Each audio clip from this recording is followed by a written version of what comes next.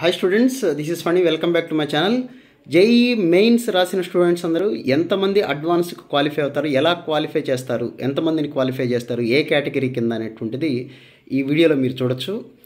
యాక్చువల్గా మొత్తం మీద మెయిన్స్ రాసిన స్టూడెంట్స్ 9 lakhs దగ్గరగా ఉంటే అందులోంచి కేవలం 2,50,000 మెంబర్స్ని మాత్రమే మనకి అడ్వాన్స్కి క్వాలిఫై చేస్తారు. ఆ విషయం మీ అందరికీ తెలుసు.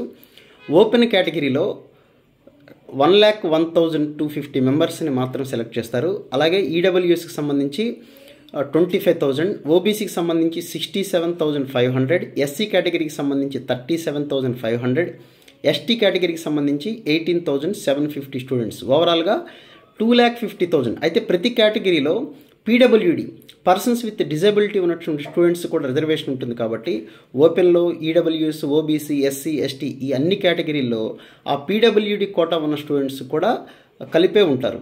సో ఇది ఓవరాల్గా 2,50,000 మెంబర్స్ని సెలెక్ట్ చేసేటువంటి process. Wish you all the very best. Thank you.